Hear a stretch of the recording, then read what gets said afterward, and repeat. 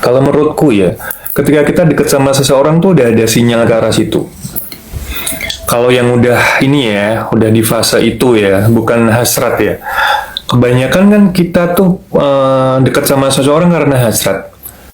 Hasrat ya karena mungkin karena secara fisik atau secara lain gitu. Makanya kita tuh kadang-kadang dibutakan oleh hal-hal seperti itu.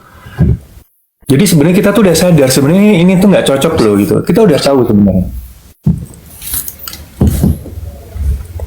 Gitu aja sih Mas Faktor.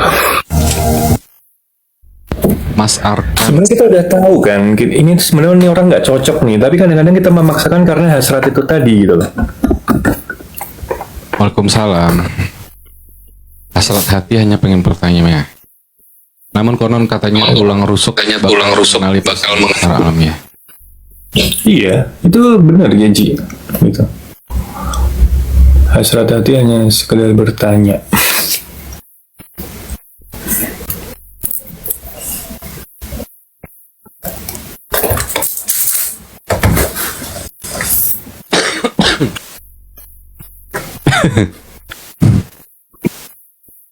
Nyaman, ganteng, tajir, pintar, bonus. Bahas apa nih, woi? Katanya kamu lagi live tadi, bahas perselingkuhan.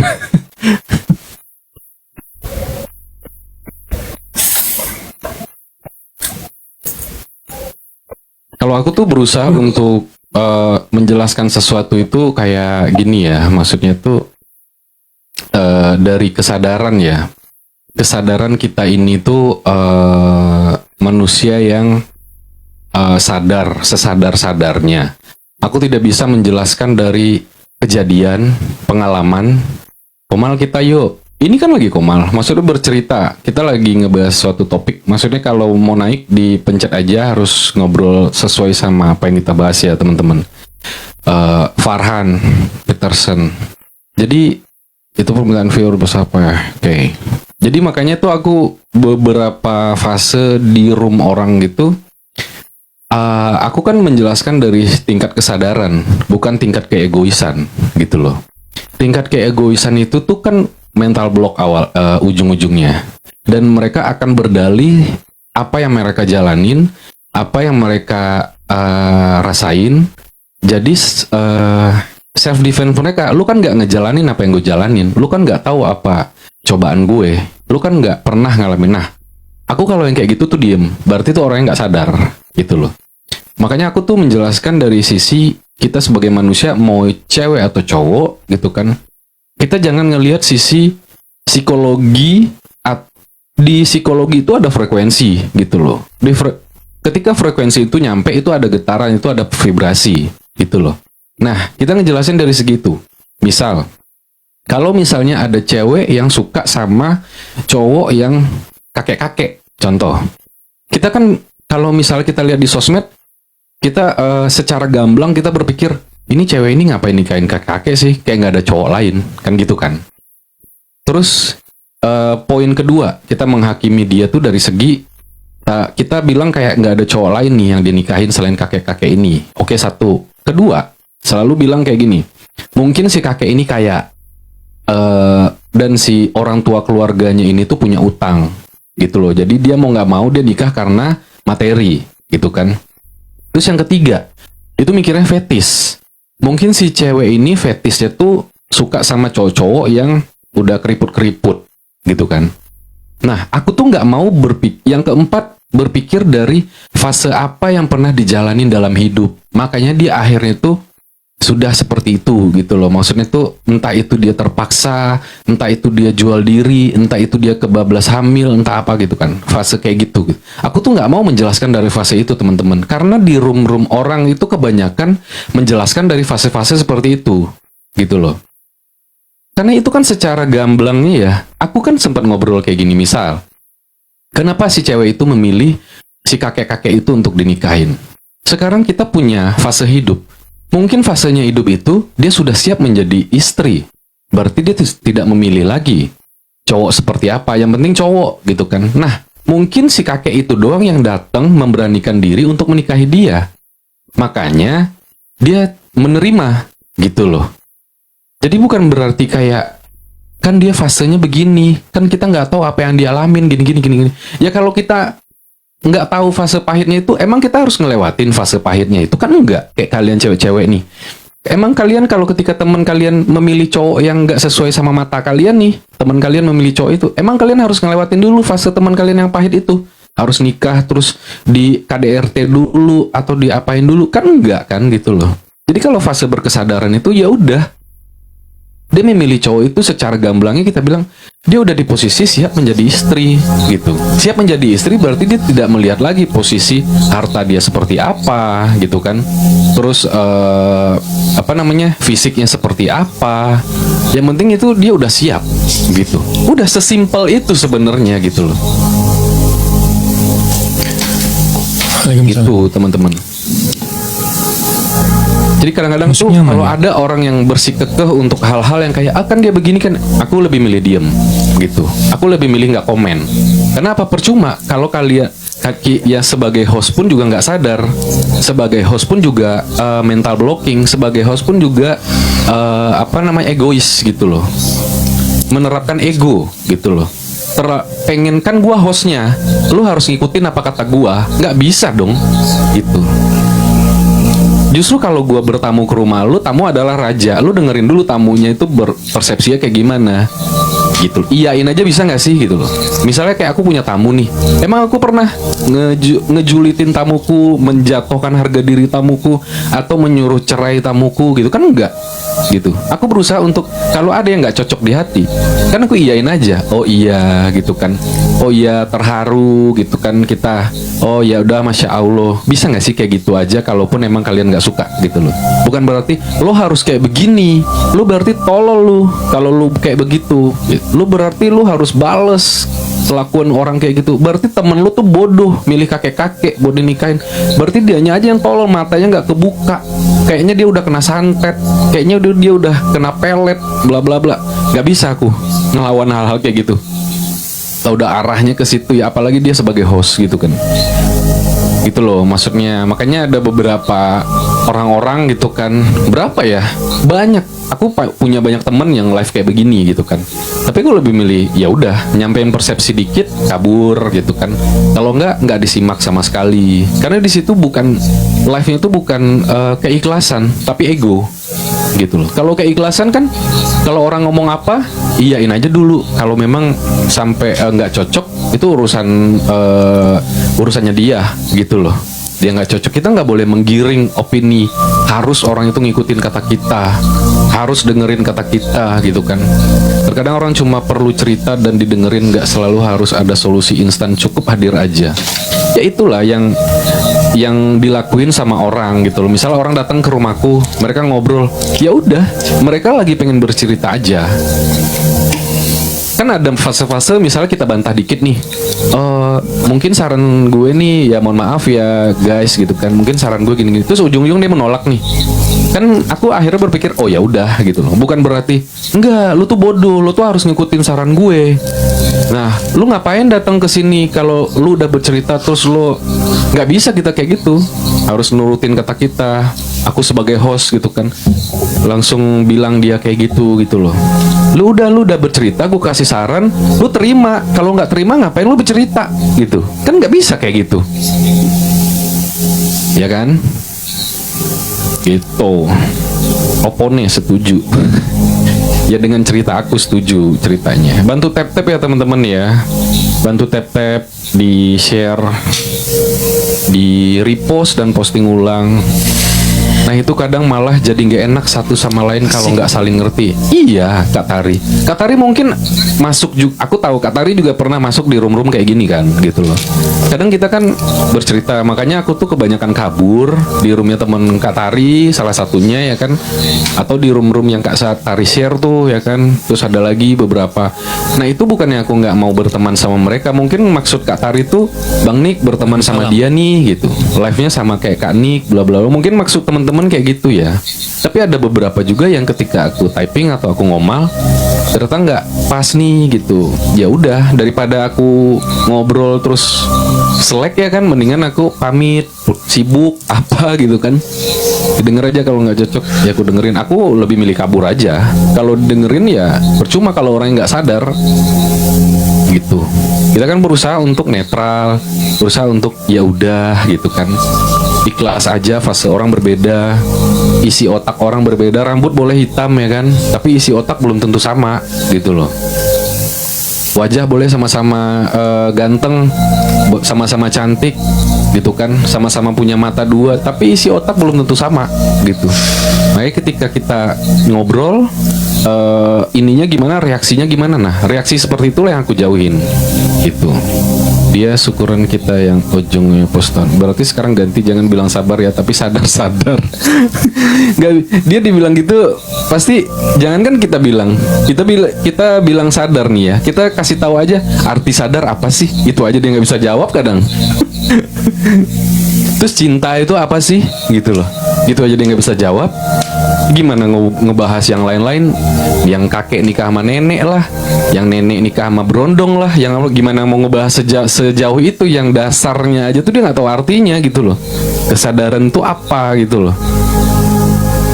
Jadi daripada itu terjadi, mendingan aku kabur gitu loh. Daripada aku nggak bisa ngedengerin. Kalau memang nggak bisa, selalu ada ininya, pembelaan gitu loh.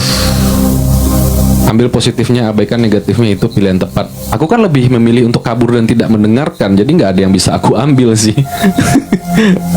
Gitu.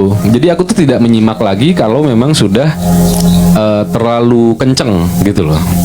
Misalnya, oh lu berarti selama ini tuh lu bego nih. Gila, lu digituin, lu masih mau bertahan di room itu? Kan nggak mungkin. Gitu. Kalau lu udah digituin sama orang gitu loh, ya nggak tahu ya, mungkin dia psikolog beneran ya kan, mungkin dia seorang, ya aku nggak pernah menilai orang kayak begitu gitu loh. Maksudnya daripada begitu, udah digituin aku mendingan kabur. Wah, berarti lu selama ini bego nih. Kalau ini lu kata-kata lu kayak yang lu bilang barusan, berarti lu bego selama ini lah. Oh iya ya, aku bilang, aduh gue bodoh banget lagi. Terus 5 menit kemudian, host sorry ya, kayaknya aku pamit dulu deh, soalnya lagi ini ya, lagi ada PK-PKan temen. Padahal kan boro-boro aku kan nggak pernah support orang ya, PK-PKan. Alasan aja gitu, ada temen satu agensi lagi PK host gitu. Kabur. Aku nggak akan memilih untuk dia mendengarkan, ambil positif negatif, nggak. Aku lebih memilih untuk melipir, kabur gitu loh. Daripada kita selek ya kan, unfollowan nggak apa-apa kan, teman baik aja gitu loh. Bukan berarti, soalnya kalau diterusin itu bakalan sensitif gitu loh. Jadi mending kabur, diem ya kan. Atau nggak pura-pura sibuk, itu kan urusan kita juga. Mau sibuk beneran kek, mau pura-pura sibuk kek, urusan kita juga kan. Kan nggak semua juga dia harus tahu tentang hidup kita gitu. Itu. Tapi kalau aku emang nggak pernah bohong sih, emang sibuk beneran nih, gimana dong? Kalau siang sampai malam kan, kalau Enci kan udah paham banget tuh ya kan. Bang Nik udah nyampe rumah gitu kan. Bang Nik udah di rumah. Ya. Bang Ci kan tahu tuh kalau siang itu aku di luar selalu gitu kan. Ci kan nanya-nanya tuh kadang kalau lagi share gitu kan. Aku lagi di luar gitu. Kalau nggak pas udah ngomal, Bang Nik udah di rumah gitu. Padahal masih di luar kan, emang beneran di luar. Makanya Mbak Herdi suka bercandain di luar rumah katanya. Makanya gue paksa aja on cam sekalian. Emang lagi jauh, bukan di rumah. Nggak bohong gitu, emang di luar gitu. Gitu guys, sedikit cerita tentang aku ya. Cynthia, selamat datang Cynthia.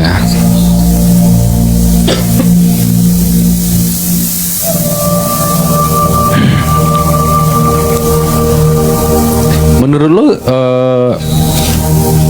Zoya kemarin ngomong apa? Keadilan gitu. Keadilannya gimana sih? Cukup sekedar tahu aja. Adil itu apakah harus sama rata gitu? Naik dong Kak Zoya. Adil itu apa harus sama rata gitu kan? Pada dasarnya kalau adil sama rata itu cenderung digunakan oleh negara komunis gitu. Komunis itu bukan berarti tidak beragama ya teman-teman ya. negara komunis itu tidak berarti tidak beragama gitu. Contoh Chinese landasan negaranya kan komunis, tapi agamanya juga kuat. Itu lebih dipakai ketika jadi gini, prinsip negara komunis itu adalah tidak ada yang secara pribadi menguasai sesuatu, entah itu perusahaan, pokoknya intinya tidak ada gap di situ, tidak ada segmentasi di situ, jadi sama gitu, tidak ada kasta di situ gitu. Bukan berarti negara komunis itu tidak beragama, enggak ya, enggak. Gitu. Tapi itu adalah apa ya? Landasan negara, karena ya sama rata sama rasa gitu. Sama rata sama rasa. Mungkin bagi mereka yaitu untuk kehidupan bernegara mungkin bisa jadi pilihan yang tepat gitu. Tapi kalau untuk kehidupan ya nggak bisa dong kalau sama rata sama rasa gitu. Cek. Aman kok di aku, nggak putus-putus. Nggak, suara gue putus-putus karena mic-nya agak kabelnya agak kendor.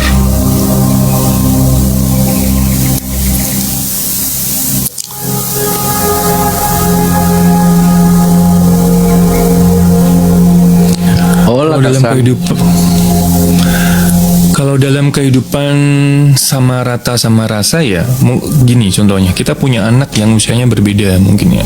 Shirley, yang satu SMA, satu SMP, satu SD, itu kan nggak mungkin ya kita kasih uang saku dengan nominal yang sama gitu. Ya lihat kebutuhannya. Oh ini udah SMP, kebutuhannya ini, transportnya segini, makannya segini, kan beda kan sama yang SD gitu kan.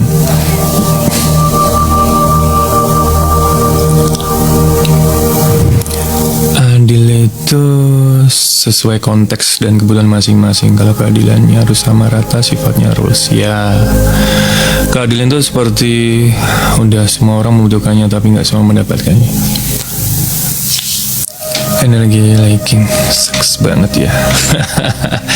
Iya, kalau ngomongin itu ya ada beberapa hari ke depan ini juga masih seperti itu.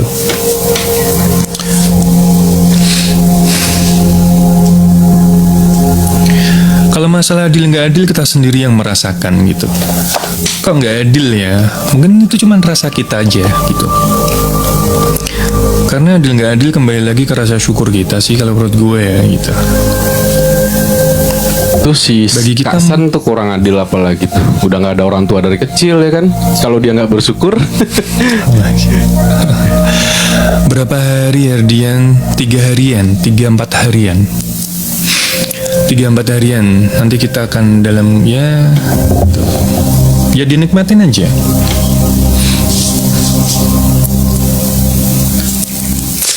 Kalau bahasa adil tuh gampang emang susah karena baik lagi iya, kembali lagi ke rasa syukur kita sebenarnya. Kalau kita ngomongin keadilan, kita merasa diperlakukan tidak adil, tapi kembali lagi ke diri sendiri. Apakah kita juga bisa berperilaku adil kepada orang lain, kepada diri sendiri gitu? Makanya tuntutan untuk orang harus adil ke kita. Lah kita bisa nggak berbuat adil ke orang itu gitu kan? Ke diri kita sendiri, ke orang lain kan gitu. Makanya kembali lagi.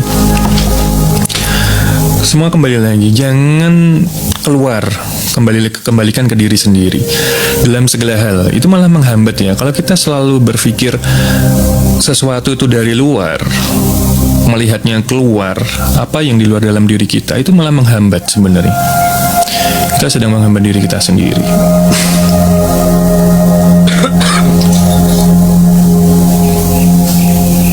Kayak mak gue, anak 10 pilih mana yang bisa ajak kerja sama biar hidup tenang dan iya. Jadi misalnya nih ya, ada orang tua nih punya anak 3 gitu. Terus dia lebih percaya kemana gitu. Lah yang nggak dipercaya ini kan kemungkinannya akan berpikir kok nggak adil ya gitu. Kok gue diperlakukan nggak adil ya gitu. Tapi sebagai orang tua itu kan punya feeling, karena kita nanti suatu saat akan menjadi orang tua gitu. Dan mungkin juga kan seperti itu gitu. Karena antara kepercayaan terhadap orang terdekat kita, itu kan ada penilaian di situ gitu. Kita menjadi dekat sama seseorang kan ada penilaian, ada proses untuk ke arah situ.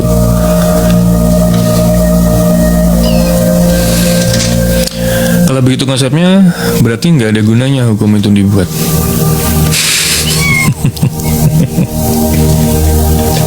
Beda hal. Pantas atau layak dulu, iya itu. Pantas atau layak dulu.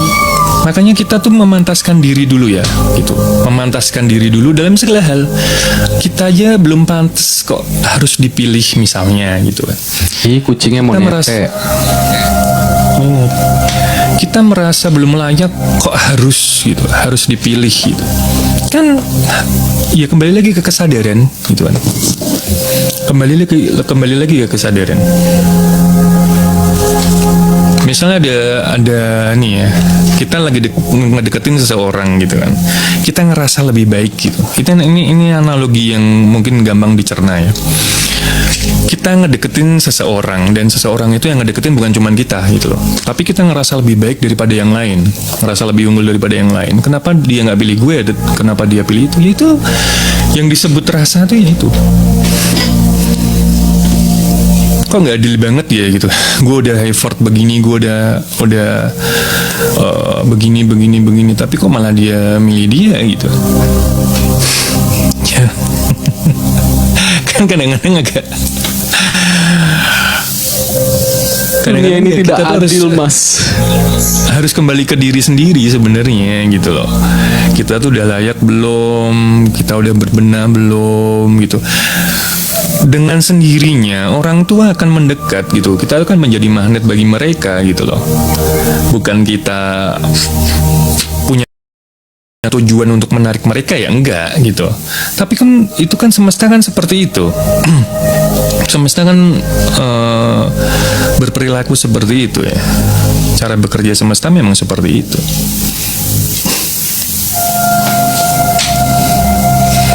Curiga apa? Setiap orang tuh punya ego. Terkadang ego bicara bukan logika dan rasa yang dikeban. Iya Kak Maria.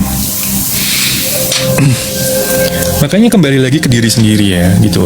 Kita jangan selalu melihat keluar. Kembalikan ke diri sendiri. Itu menghambat. Kalau nggak percaya silahkan diterus-teruskan. Kita selalu menilai orang, selalu menganggap orang begini, yang salah mereka gitu. Yang salah dia, yang bener gue. Selalu seperti itu terus dalam hidupnya. Nggak akan pernah damai. Ya Allah. Semuanya ya Ji. Semuanya. Pas berangkat dari diri sendiri dulu semua itu. Kalau semua orang berbenah dari dalam diri sendiri, pasti semuanya juga. Coba kalau setiap orang mempunyai kesadaran tentang itu, kan pasti semuanya berubah secara otomatis. Itu. Tahu nggak? Kenapa kalian kayak gitu kadang? Kenapa orang kadang kayak begitu? Kalian itu sudah diprogram sama alam bawah sadar gitu loh. Kadang-kadang alam bawah sadar itu tuh udah menuntun kalian ke hal yang benar, tapi ego kalian masih ngelakuin apa kata mulut kalian gitu. Ya sebenarnya sedang memuaskan hasratnya bahwasanya gue orang lain harus ngikutin kata gue misalnya, atau harus sesuai dengan pemikiran gue gitu. Itu kan dia sedang memuaskan hasratnya sebenarnya, sedang mencoba untuk itu, mencoba menarik orang lain, menarik sesuatu dari luar dari dirinya. Itu mencoba ditarik untuk menjadi apa yang dia pikirkan, apa yang menjadi egonya itu tadi. Makanya di posisi sadar dan waras itu ya teman-teman ya. Ini nih ego atau memang, karena kembali lagi ya, mungkin beberapa teman-teman di sini tuh pernah dididik kalau kalian selingkuh balas selingkuh. Mungkin entah itu lingkungan, entah itu orang tua. Kalau dia mukul kamu, pukul balik. Jadi kalau kalian sebagai pemenang, kalian ngerasa adil gitu loh. Padahal alam bawah sadar kalian tuh nggak memprogram itu ketika kalian sudah dewasa. Ini gue kejam banget loh, ini gue jahat loh. Bukan berarti keadilan itu gue harus menang. Tuh. Jadi jangan-jangan itu lingkungan kita atau pola didik kita itu selalu dituntut untuk membanggakan diri, untuk menang sendiri. Gitu. Jadi makanya kan ada orang tua, bekerja keras lah, makanya kamu akan kaya. Nah, padahal di luar sana ada orang yang nggak kerja keras tapi dia kaya, orang beruntung, gitu kan. Tapi sudah dididik dengan konsep survival. Lu kuat, lu menang. Lu punya banyak duit, lu menang. Terus lu nggak mikirin gitu, orang yang dengan cara lu nginjek-injek orang lain gitu, atau perasaan orang lain gitu, nggak ada EQ gitu, emosional gitu, nggak ada. Kan nggak mungkin. Makanya jangan-jangan ini pola didik atau lingkungan, kita nggak tahu ya, karena beberapa konsep bokap gue dulu juga gitu. Tapi kan ketika gue posisi waras dan sadar, gue nggak harus seperti itu gitu. Misal kayak bokap gue, kalau dia tonjok-tonjok balik, gimana sih jadi laki gitu kan. Lah ketika gue posisi kayak sadar sekarang, terus gue ngelakuin itu, kan enggak. Tapi bukan berarti bokap gue salah, enggak. Kita nggak bisa nyalahin karena fasenya berbeda gitu. Mungkin waktu itu masih bocil-bocil apa gimana, tapi kita ngebawa sampai usia sekarang gitu loh. Kayak beberapa pola didik, pola asuh atau enggak lingkungan yang lu selingkuh, dia pacar lu selingkuh balik, dia tonjok ya tonjok lah, jangan jadi perempuan goblok, jangan jadi perempuan lemah, bla bla bla bla. Kita tetap mengaruh dengan ego gitu loh. Padahal alam bawah sadar tuh enggak, ini kayaknya gue kejam banget, gue habis ini gue nggak akan aman juga kok hidup gue, habis ini gue nggak bakalan tenang juga kok, masalah nggak bakalan selesai juga dengan gue nonjok dia. Padahal alam bawah sadar tuh ngingetin itu, hati kita ngomongnya tuh lain gitu. Tapi karena lingkungan tuh, ayo lo hajar dia gitu loh, lo harus menang dengan perdebatan ini ya kan, dengan masalah ini, itu baru adil menurut kalian kalau kalian tuh menang. Kan nggak gitu konsepnya gitu. Emang kadang-kadang kita harus memakai apa ya, logika itu kita memang dikasih logika, dikasih hati, dikasih. Kembali lagi, kita mau memakai yang mana, porsi yang terbesar yang mau kita pakai itu yang mana. Tapi kalau menurut gua, hati itu tidak akan pernah berbohong gitu. Kalau kita dalam keadaan tenang, dalam keadaan sadar, benar-benar lerep hatinya itu, kita akan ngerti sebenarnya jawaban terbaik itu apa. Cuman kadang-kadang itu kita tidak punya fondasi yang kuat untuk membentengi itu. Jadi terlalu reaktif gitu kan. Terlalu reaktif, semua dipikirin, semua semua dimasukin hati, jatuhnya nanti berantakan sendiri. Jadi tidak tertata gitu loh. Jadi skala prioritas itu tidak ada gitu. Oh, prioritas gue ini gitu. Gue fokus ke ini dulu deh gitu, misalnya ya gitu.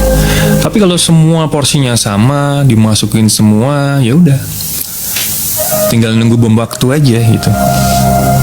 Makanya kalau sering pusing, sering lelah, sering capek, sering migrain, sering apa ya, coba kita diurai satu-satu itu.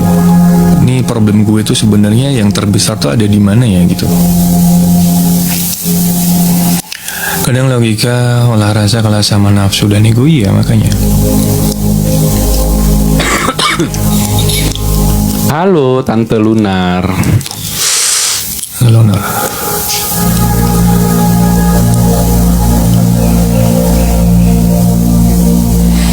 Terus kalau kamu mau ditusuk dan metong, apakah kamu akan diam dan sadar nggak perlu dibalas? Ini pertanyaan yang berbeda ya. Jadi pemahamannya gimana? Sri, gimana sih Sri? Pembahasannya Sri, fokus, nggak ke arah situ Sri.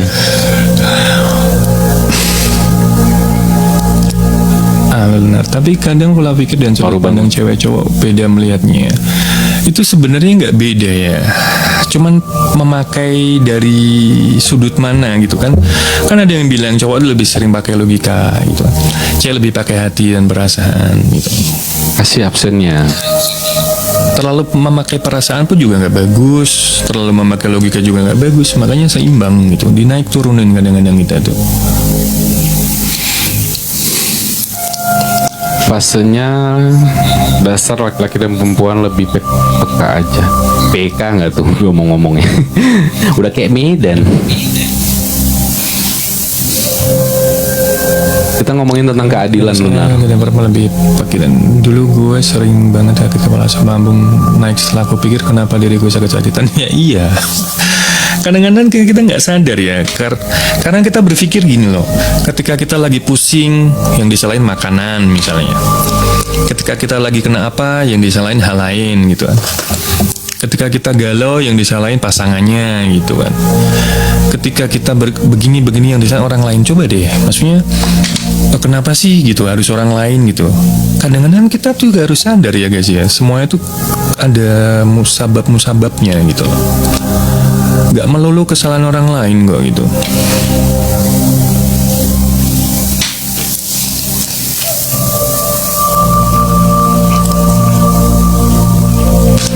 Basreng. Keadilan bagi rakyat Indonesia. Muhasabah diri dan introspeksi diri lebih menenangkan. Iya. Setelah jalanin apa yang udah jadi skenario yang punya hidup ambil enjoy. Mencari pembenaran itu yang bikin melelahkan. Lu tahu? Iya, jelas. Sakit gigi makan basreng. Makanya jangan terlalu keras. Kebenaran ya, bukan mencari kebenaran ya, tapi pembenaran. Kadang-kadang kita tuh antara kebenaran dan pembenaran tuh susah untuk memahami itu. Gitu. Mencari pembenaran kan berarti kita kan, ya itu tadi, kembali lagi ke diri sendiri, hasrat kita itu, ego kita tadi itu. Gitu. Nggak mungkin gue ulangin lagi kan? Iya.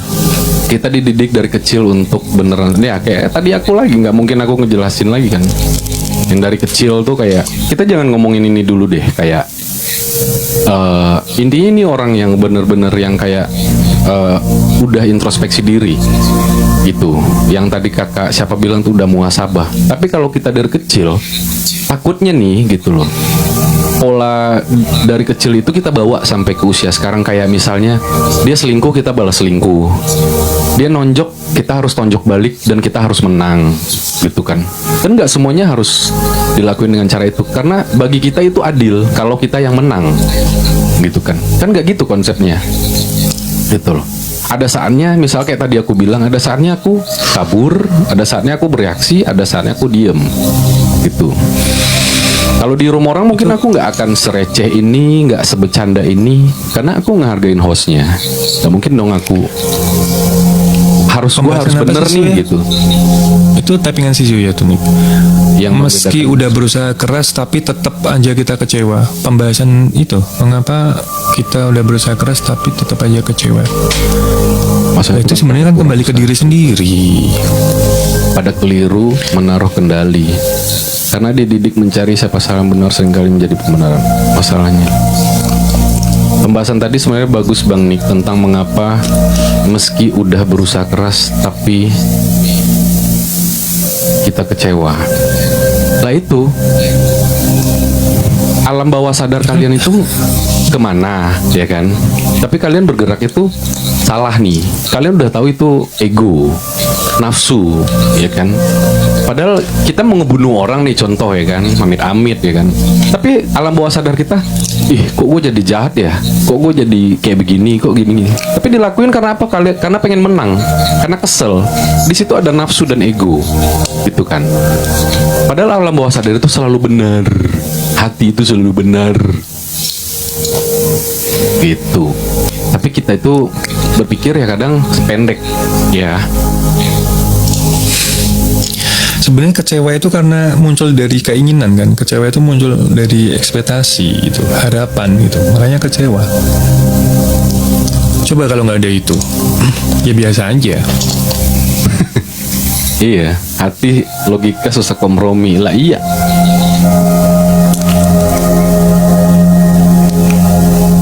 Gampangnya Sama gini ini deh, ketika kamu dideketin sama seseorang nih ya, Mungkin ketika si siapa tadi yang nanya si Zoya dideketin sama seseorang misalnya, dan kamunya nggak suka gitu ya kamu kan dengan gampangnya nggak gitu kan, entah bilang langsung enggak atau menghindar atau bagaimana, kan intinya kan kamu enggak gitu kan.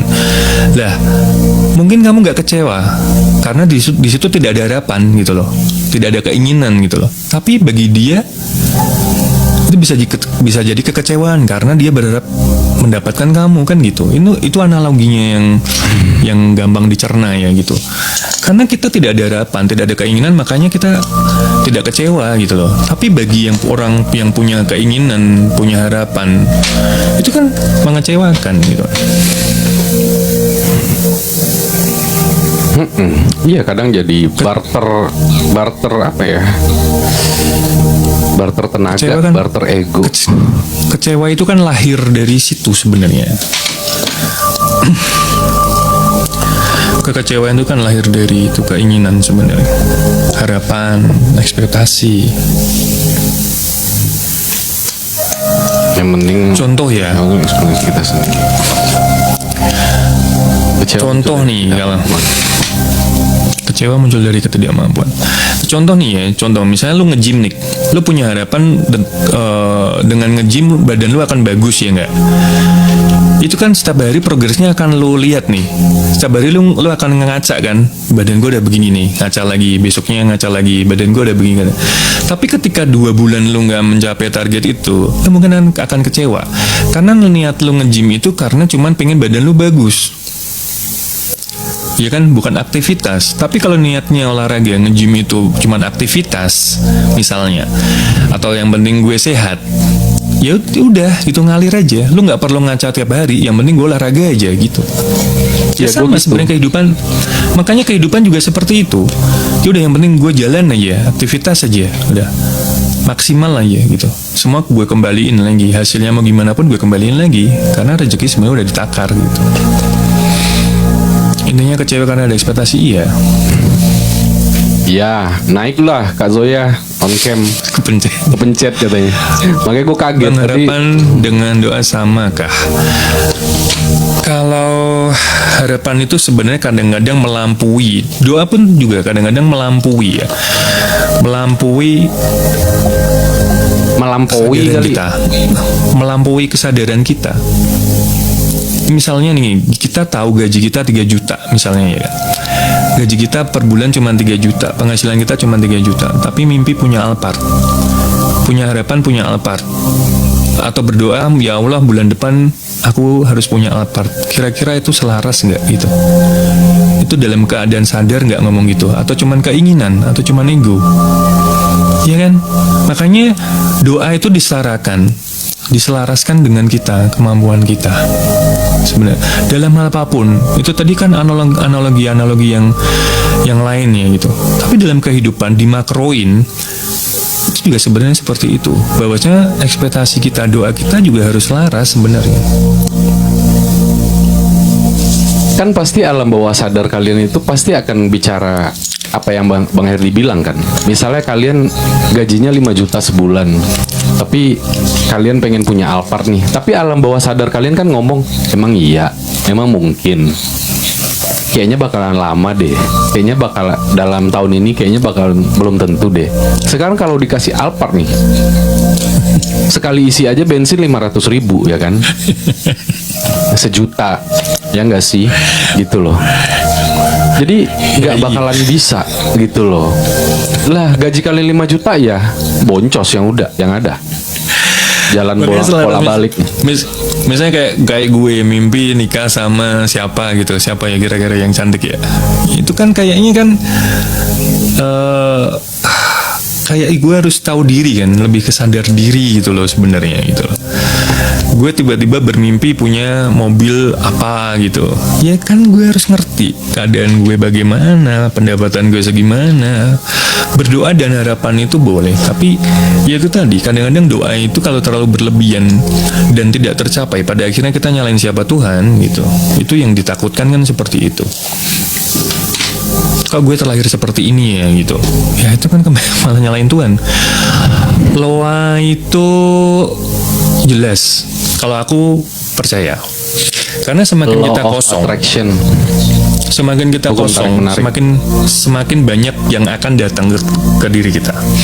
Semakin kita tidak punya keinginan, itu akan semakin banyak yang menghampiri.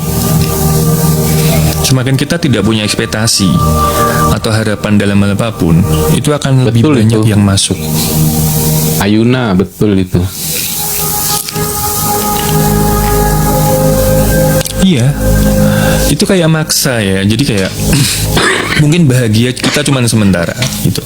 Bahagia kita cuman sementara. Mungkin punya mobil ya bisa beli Alphard gitu. Tapi paling cuman 4 bulan, 5 bulan, setahun juga lagi kan gitu. Ya karena itu tadi. Ini ya, memang kita itu dulu orang tua kita bilang kayak gini, kamu harus banggain orang tua, kamu harus berhasil, ya kan? Kamu harus jadi pemenang, kamu harus kuat. Nah, kita sibuk membuktikan diri kita kalau kita ini hebat, gitu loh. Yang pada akhirnya seandainya itu tidak berjalan sesuai sama semestinya, apakah energi itu harus dipaksakan untuk mendapatkan kebahagiaan untuk orang lain itu, kan kita melupakan diri kita, gitu loh. Nah, makanya pola-pola seperti itu tuh kalian harus sadar gitu. Kayak gue pembuktian diri banget ya sama orang-orang sukses, harus gue buktiin ke keluarga gue lah. Terus ujung-ujungnya keluarga lu pasti akan ikhlas dengan perjalanan hidup lu, karena ya udah deh, anak gue sanggupnya segini, gitu loh. Ternyata orang lain itu tidak butuh validasi kita. Kita aja yang sibuk memvalidasi diri untuk membahagiakan Iya. keluarga besar kita, gitu. Iya, betul. Kita sibuk untuk dilihat orang sebenarnya itu. Ada yang mau naik lagi pencet guys, tapi harus on cam. Pokoknya dia yang tinggi jodohnya pendek. Iya. Loh iya, serius. Maksudnya tuh yang rencana kita tuh hanya sekedar rencana, makanya aku mengurang-urangi rencana, guys. Setelah kesini tuh benar-benar tidak punya rencana. Gitu. Planning atau apa enggak sama sekali. Udah benar-benar aku hilangin karena beberapa kejadian tuh aku planningin malah enggak sesuai gitu. Aku dulu pengen menikah di usia 25, ternyata enggak. Ternyata menikah di usia 31. Gitu kan. Aku berencana menikahi mantanku dulu, ternyata menikahnya sama orang lain. Jadi bubar. Setelah itu aku enggak akan berplanning lagi. Itu setelah kejadian itu aku enggak usah planning-planningan, enggak usah rencana-rencanaan, ya udah. Semua dijalanin aja. Iya. Ya udah sama biarkan. Iya, oke. Juga sama. Capek banget, banyak training habis energi. Iya, naik sini Mbak. Aku juga sama, biarkan berjalan seperti air dan ketentuan Allah. Udah Ya lumayan, itu, udah dekat banget. percaya ya teman-teman nih, kalau kita ngelakuin hal yang benar, yang datang yang benar terus kok, gitu. Tok itu aja gitu loh. Kayak kita ngejalanin hidup tuh yang bener gitu. Yang datang itu pasti sesuai apa yang kita butuhkan gitu. Soal kadang kita tuh terlalu ego ya, memikirkan ini itu ya kan, petek bengeknya gitu kan, dari A sampai Z gitu, dari ujung kaki sampai ujung rambut. Oh, ini kan butuh udah effort. sedikit matang mikirnya udah kayak aku yang Jadi itu gue malah jadi teringat sama seseorang ya, mau makan aja sumpah nunggunya 3 jam karena mau dandan.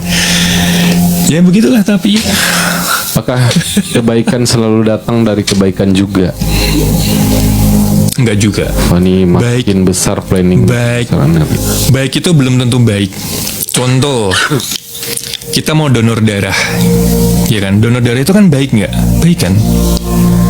Tapi belum tentu ketika kita donor darah hasilnya baik buat yang menerima. Baik itu belum tentu baik. Kemarin kan gue lihat berita ya Niki ya. Jadi dia punya dia itu terpidana mati, guys. Gitu. Dia terpidana mati kasus pembunuhan. Lah dia berencana mendonorkan ginjalnya, gitu. Dia berencana mendonorkan ginjalnya. Itu baik niatnya dia, gitu.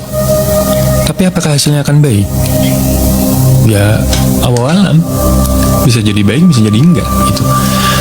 Makanya semua itu memantaskan itu tadi loh. Sekiranya kita punya penyakit parah, ya kan, punya penyakit yang bawaan atau apa, masa kita mau donor? Itu loh. Misalnya kita punya penyakit diabetes misalnya, ya kan, amit-amit ya tapi. Terus kita berencana untuk donor. Menurut kita itu udah baik, tapi kan itu tetap nggak baik hasilnya. Gitu loh. Ternyata yang Seperti itu. didonorkan dia kena penyakit diabetes juga. Jahat ya. Iya, baik belum tentu baik gitu. Makanya baiknya tuh versi apa dulu, kan kebaikan ada 3 ya. Baik menurut orang banyak, baik menurut kita sendiri, baik yang hakiki. Ya kebenaran pun seperti itu. Baik menurut orang, kebenaran menurut orang banyak, kebenaran menurut orang banyak itu seperti halnya negara demokrasi. Gitu. Kalau kebenaran menurut diri sendiri itu seperti negara kerajaan gitu. Tapi kalau kebenaran yang hakiki itu kan ya kita Allah alam lagi, sekali lagi kita nggak pernah tahu mana nih yang sebenarnya benar gitu kan, sebenarnya baik tuh yang kayak gimana. Kita baik belum tentu hasilnya baik juga. Iya, makanya tadi itu gue contohin. Versi baiknya tuh kan beda-beda juga ya. Bang Nick spill toko yang jual anti gores hati dong. Bicik-bicik. Jadi baiknya kita itu kan belum tentu baik menurut orang. Itu pahamnya ya. Maksudnya tuh baik, kita ngelakuin hal yang baik supaya datang yang baik itu dalam arti apa? Ya bisa dalam arti ibadah gitu kan. Diterima atau tidak. Kan kebaikan itu kalau untuk ibadah kan yang penting lakuin dulu aja gitu kan. Nah, bukan berarti kita udah berbuat baik ke Bang Herdi contoh bla bla, tapi kan belum tentu buat orang lain tuh justru kayak orang muak gitu dibaikin terus gitu. Ada juga gitu loh. Jadi kayak dibaikin ditraktir terus gitu kan, muak dia. Itu pun juga harus hati-hati nih ibadah. Nih ya, gue kasih tahu. Gue pernah nemuin temen gue yang dia sepertinya sedang ibadah, guys, gitu. Sepertinya sedang ibadah. Tahu nggak dia weirdnya apa? Nyebut nama ceweknya. Gitu. Kok bisa? Bisa, karena ya itu tadi. Jadi nama ceweknya disebut pakai apa namanya? Allahumma sholli ala Sabrina, Allahumma sholli ala Sabrina. Apa namanya? Sabrina, Makanya Sabrina, gue Sabrina. bilang, Yeji. dalam ibadah pun kita juga harus hati-hati niat kita apa. Kembali lagi ya, sepertinya kita lagi sholat, tapi ternyata kita sedang memohon misalnya kekayaan misalnya, atau biar balikan sama mantannya gitu. Pokoknya dalam hal itulah, itu mungkin terlihat baik, tapi apakah iya ibadah digunakan untuk hal seperti itu? Kan enggak seharusnya. Ya itu buat ya nggak inilah ya, salah Nah, lah ya. makanya kita hati-hati. Itu kan diri sendiri yang tahu ya kan. Susupan itu halus, susupan itu sangat-sangat halus. Makanya ketika kita sedang melakukan ritual itu mendingan diem deh gitu, mendingan diem. Kayak temen gue ya tadi ya, kan tadi ada yang nanya juga, tadi siang gue juga sempat ngobrol sama temen gue, terus Bang, fungsi garam tuh apa sih gitu? Fungsi garam tuh apa? Kok ada Usir ular. Kok ada yang buat mandi, ada yang buat ini gini. Garam itu tanpa kita berdoa, tanpa kita ngapa-ngapain, ya itu akan bereaksi. Itu ya itulah alam, banyak rahasianya. Makanya gue ngomong sama orang yang belum kuat. Belum kuat tuh dalam artian gini ya. Ketika kita mandi misalnya pakai air garam. Halo Ya Allah, Adriana. Semoga begini. Tapi ada sisi lain yang menolak. Itu bahaya. Maksud gue tuh bahaya tuh gini. Ketika kita mau ya semoga dengan air garam ini kita kesembuhan, tapi dalam hati kecilnya di sisi lain ngomong gini, lu nggak bakalan sembuh deh gitu. Itu nanti yang disalahin apa ya garamnya. Itu mendingan lu diem, lu nggak ngapa-ngapain, anggap aja itu mandi biasa, lu mandi aja, itu pasti akan bereaksi gitu. Segala sesuatunya tuh sebenarnya seperti itu sebenarnya ya. Tanpa kita kayak sadari, gitu. Kayak orang di usia-usia tertentu ya, misal kayak usia 50-an dia tidak pernah asam urat, dia nggak pernah diabetes, dia nggak pernah kolesterol. Kenapa? Mungkin ya yang tadi kita bahas itu ngaruh. Jadi kayak gini, misal aku minum air putih atau makan sesuatu, ya Allah bismillahirrahmanirrahim, baca doa makan Allahumma barik lana, semoga makanan ini tidak bikin hamba, dengan keyakinan penuh kalau Allah itu ridho dengan doa kita nggak akan kena penyakit. Itu. Jadi makanya ada orang yang ya udah nggak usah repot-repot, minum air putih aja, baca doa sendiri, nggak usah harus ke ustadz, harus ke apa gitu loh, ke ulama, kemana gitu, harus keliling. Takutnya syirik sama enggak itu tuh kadang beda tipis juga teman-teman. Nah kalau misalnya kalau kita sendiri pun bisa, kalau kita memang ya buktinya ada gitu loh. Misal kayak kita ketemu omah-omah nih ya kan, masya Allah ya omah ya gitu loh, nonton sinetron masih nyambung, main sosmed masih nyambung ya kan, nggak gaptek, masih inget nama-nama cucunya, masih nyapu-nyapu, umur udah 70-an gitu kan, nggak pernah kena kolesterol seumur hidup, nggak pernah diabetes. Kenapa? Dia bilang setiap oma makan sekarang nih gitu loh, oma nggak selalu berdoa semoga makanan ini nggak bikin oma sakit gitu loh. Jadi ya mungkin Allah ridho ya kan apa yang dia makan, mau makanan laut kek, mau makan, kadang kita terlalu banyak kekhawatiran dan akhirnya terjadi gitu loh. Misal mindset kalau gue banyak makan gula nanti gue diabetes nih, gini gitu kan, ya akhirnya terjadilah gitu loh. Ya udah makan aja gitu loh. Apalagi kita lagi bertamu di rumah orang, disuguhin orang nih, maaf ya aku nggak makan jengkol, mohon maaf gitu loh.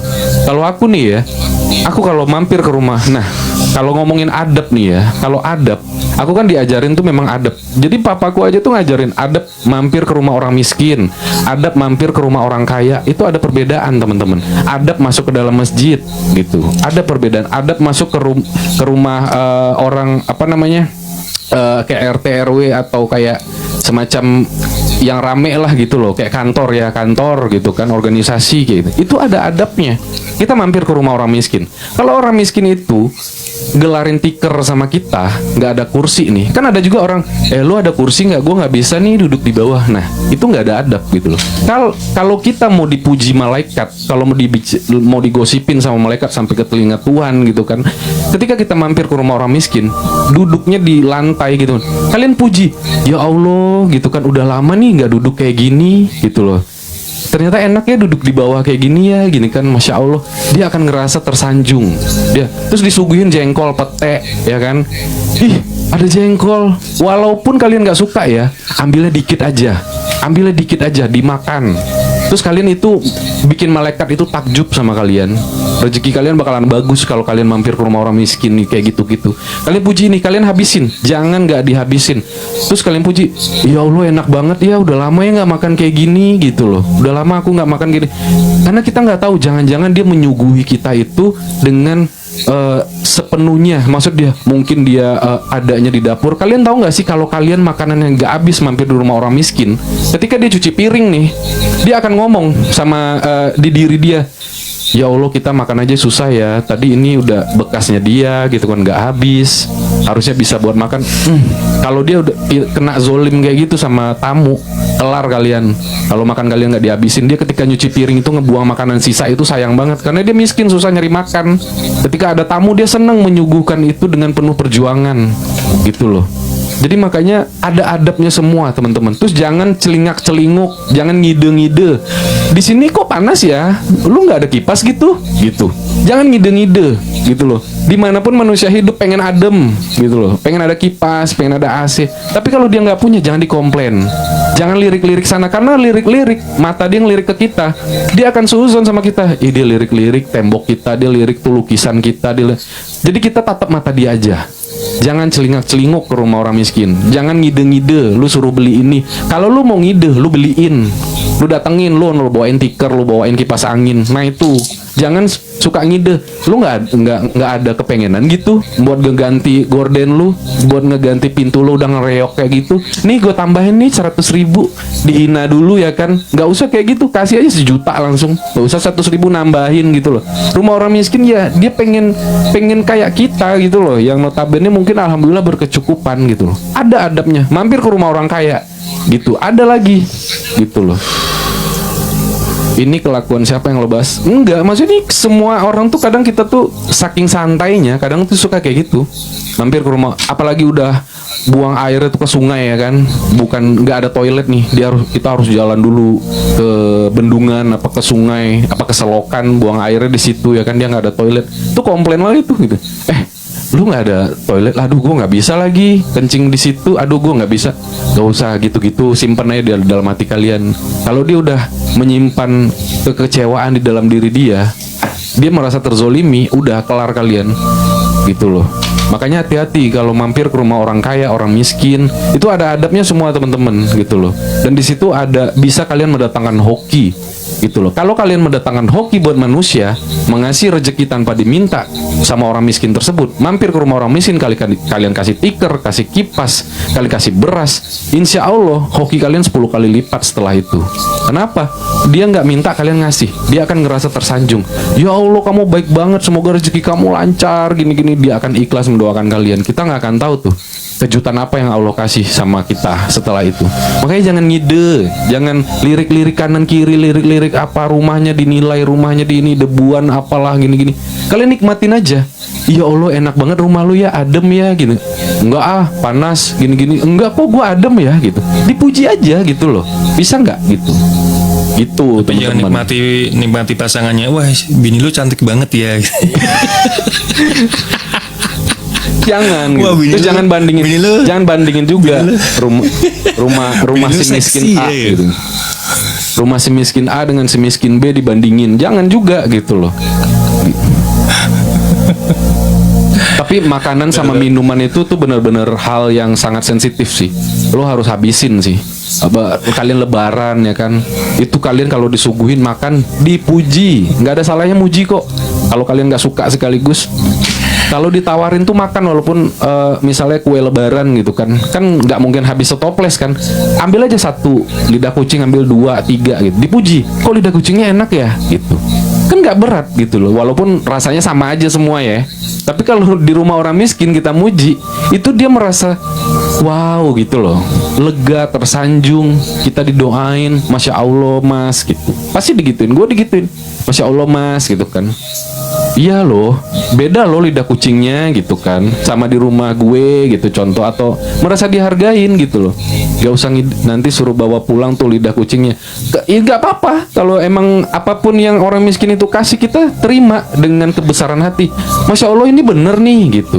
Ini pengalaman pribadi Kanik kan, teman Kanik datang komentar, iya. Ini pengalaman karena itu nggak tahu adab, ya nggak apa-apa. Tapi kalau udah dikasih tahu gitu, ya dengan pelan-pelan, ya kan jadinya mereka jadi paham gitu loh. Gue takut muji-muji, takut malah blunder. Ya lu diem, makanya itu kan. Tapi sebisanya mujinya jangan peres ya guys. Makasih loh kan ini berkah selalu. Gara-gara kodamnya keluar ya. Tiba-tiba dikasih bunga. Oke, kodamnya udah keluar. Bye. Gue besok kalau ke rumah teman gue mau muji bininya. Bini lu cakep ya gitu. Bini lu seksi nih. Dibunuh lah sama dia.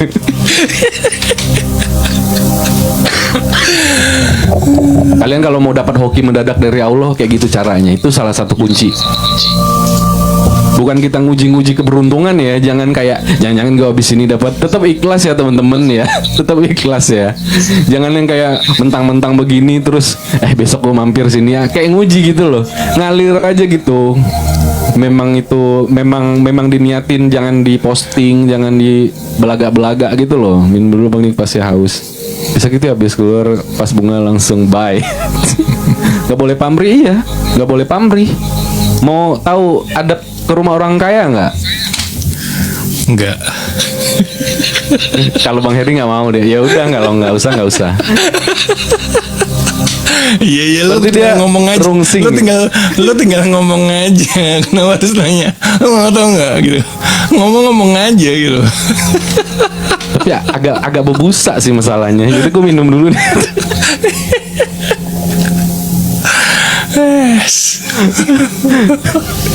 Ada orang miskin ke rumah orang miskin. Ya kalau kita ngerasa sama kayak dia, ya pokoknya intinya jangan membandingkan. Jangan uji-ujiin banding-bandingin nasib gitu. Itu paling pantang tuh malaikat ngedengerin. Yang ada banding-bandingin nasib tuh ngeluh ujung-ujungnya kan dua-duanya. Kodamku apa tadi Mas Tik? Kodammu malaikat bidadari Mbak Nen karena ngasih bunga. Kalau kodam aku kayaknya lagi kodamin. Berarti yang nggak ngasih bunga berarti enggak gitu. Ya, berarti yang lain harus ngasih bunga ya. Mau satu mawar juga nggak apa-apa. Kodamku apa? Oh, kodam lu lagi rentenir. Iya. Agak barbar. Ada belakangnya nggak ada belakangnya. Aku nggak pernah DM aneh-aneh ya, jangan aneh-aneh ya Lunar ya. Sama miskinnya mah nagih utang suruh bayar, kodamnya dicicil, penjilat kali lah kan ini. Enggak, kan ditanya, jadi jawab dong, kodamku apa gitu kan. Kan salah lagi muji. Masa aku bilang ke Anen, kodamku apa? Lu bajing loncat, gue bilang. Kan gak enak banget ya ke Anen. Kan dia udah ngasih gift soalnya, jadi harus dipuji, biar didoain, masya Allah, tabarakallah gitu kan. Masa bajing loncat, astagfirullahaladzim, pasti dia kayak gitu. Akhirnya nggak didoain kan gue. Gitu ya teman-teman nih. Ada yang mau naik gak? Tadi siapa lagi tuh yang kepencet? Tiba-tiba hilang lagi. Nggak sempat lihat siapa tadi yang kepencet tuh. Adriana, makasih ya mawarnya, masya Allah, tabarakallah, kirim beneran. Berarti kodamu bidadari malam ini. Kodamu apa nih? Lu mau on cam nggak Bang Ijal? Lu mencet doang ini, ngerjain doang nih. Bang Herdi aja tuh kalau mau nerima. Oh, di kepencet doang. Cek kodam kepencet. Enggak, tadi bukan lu, tadi tuh ada. Tapi siapa gitu, nggak sempet. Gue kayak capek gitu kesannya ya. Lu tadi ngasih mawar juga belum dikasih tahu. Iya, UI kamu bidadari juga. Masya Allah, tabarakallah, kalian semuanya cantik banget. Res.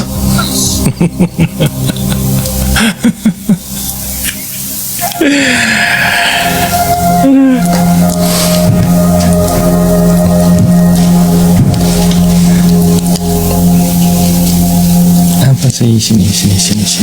Ya kalau ke rumah orang kaya tuh singkat aja ya teman-teman ya. Jadi apa yang namanya? Kalau dipuji itu bukan sesuatu yang harus dipuji ya. Pokoknya intinya kalau disuguhin makanan tuh alangkah bagusnya itu dihabisin ya, dan sesuai sama takaran kita gitu. Jadi karena kadang ada orang sengaja ngambil berlebih tapi ujung-ujungnya makanan kebuang kan. Waalaikumsalam. Jadi kalau di mana-mana tuh kalau masalah makanan ambil secukupnya dan dihabiskan gitu loh. Adabnya seperti itu. Terus jangan apa namanya? Kalau rumah orang kaya itu kan banyak ruangan ya teman-teman ya. Nah kalian berusaha untuk izin gitu. Misal kalian mau ke toilet gitu kan, izin ya gitu. Ke toilet kan ruangannya tuh melewati berbagai ini ya kalau rumah orang kaya ya.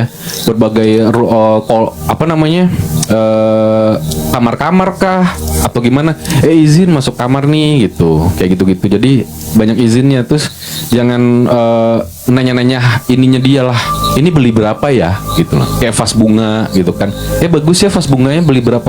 Karena kadang mereka berpikir dengan kita nanya, membandingkan, habis itu nguji kekayaan dia. Makanya terjadilah mereka ngejawab nggak sesuai fakta, dilebih-lebihin kadang.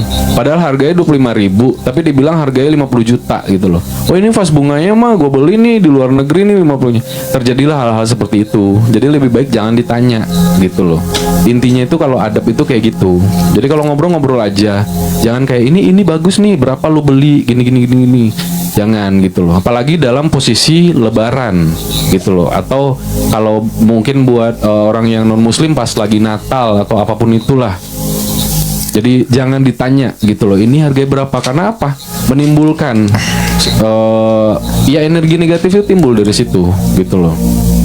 Tapi kalau teman deket ya dalam fase dia butuh atau gimana, kalian berusaha untuk ngasih tahu jalan keluar ya teman-teman. Hai Kak Sherisna. Waalaikumsalam Bang Iza. Hai Kak. Waalaikumsalam. Bang Iza mau naik atau Kak Sherisna mau naik, pencet aja, atau teman-teman yang lain mau naik, pencet aja ya. Sri pernah disuguhin mio tuh dihabisin. Aku kalau lihat rumah orang kaya diam anteng, tapi kalau rumah joglo bahagia bisa lihat langsung. Bahas apa nih? Random aja sih Kak. Tadi tentang kesadaran, terus tentang adab mampir ke rumah orang yang kurang mampu atau miskin lah sebutannya, sama rumah orang kaya gitu. Ada adabnya gitu. Bahas tentang itu santai aja sih Kak.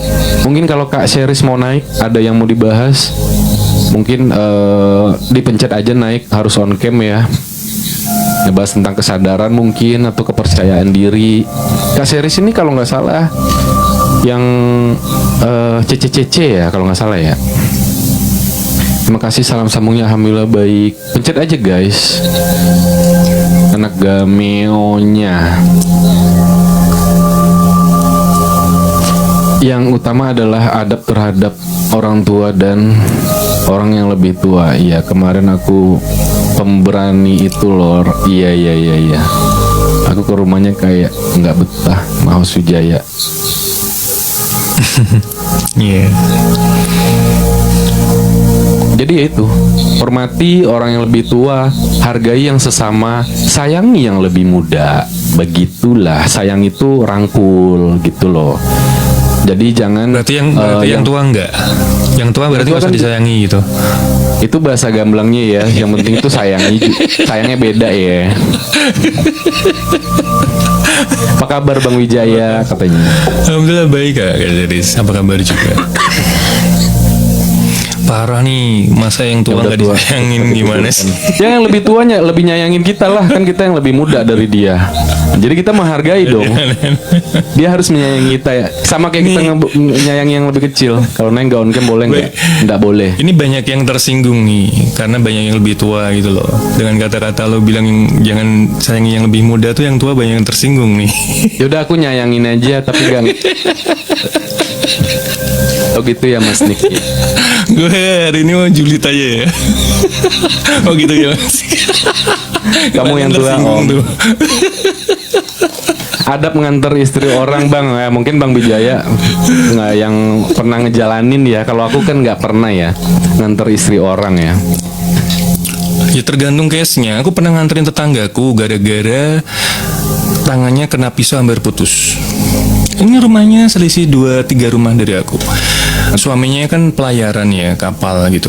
Siang-siang gitu dia lagi masak, tiba-tiba keiris tangannya hampir putus guys. Ya itu ya gue anterin.